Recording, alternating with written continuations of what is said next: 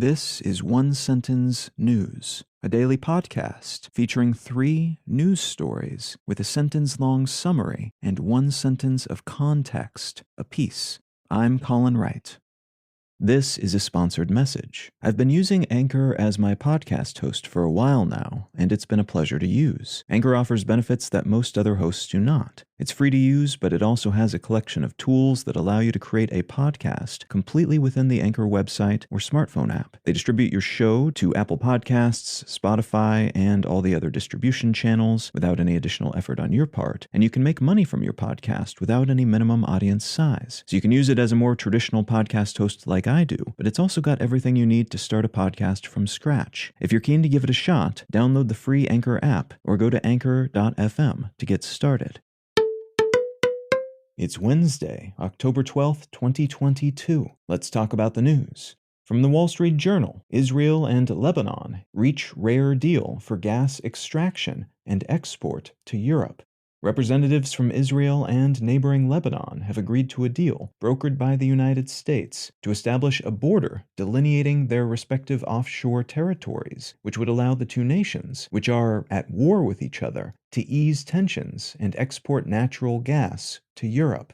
The deal, which has been in the works in various shapes for about a decade, still needs to be signed off on by both nations' governments. But this is a pretty big accomplishment if it goes through, as it would provide the two countries, which don't have formal diplomatic relations with each other, to mutually benefit from energy fields located just off their shared coast, while also providing Europe with a stable supply of gas during a period of much energy tumultuousness. From the New York Times, NASA spacecraft smashed asteroid into new orbit in planetary defense test. Late last month, a spacecraft the size of a refrigerator launched by NASA in November of 2021 slammed into an asteroid to see if doing so would adjust the asteroid's path. The space agency has kept watch on the asteroid post-impact and has announced that the asteroid was in fact nudged by their probe, and by even more than they had anticipated. The DART mission, short for Double Asteroid Redirection Test, managed to change its target asteroid's orbit around a partner asteroid by 32 minutes. So while it previously orbited its partner every 11 hours and 55 minutes, now its orbit only takes about 11 hours and 23 minutes. The team behind this project said they would have been thrilled with an orbit change of just 10 minutes, as it would have shown the validity of this approach for redirecting potentially dangerous asteroids on a collision course with Earth, should we ever need to do so. And from Bloomberg, screening procedure fails to prevent colon cancer deaths in large study.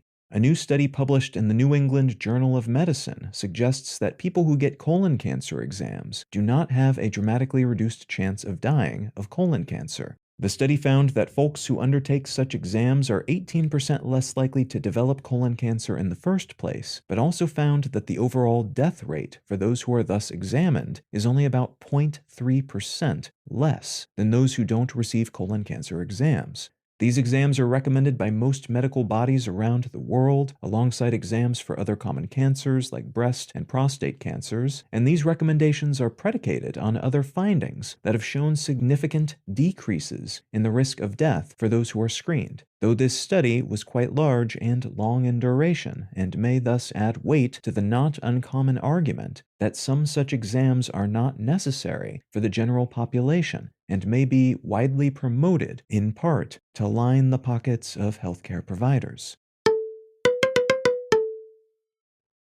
If you're finding some value in One Sentence News, consider leaving a quick review wherever you get your podcasts, and/or sharing the show with a friend. You can find out more about this show or subscribe to the email version at onesentencenews.com. And you can support this and other related projects, like the Let's Know Things and Brain Lenses podcasts, at understandery.com.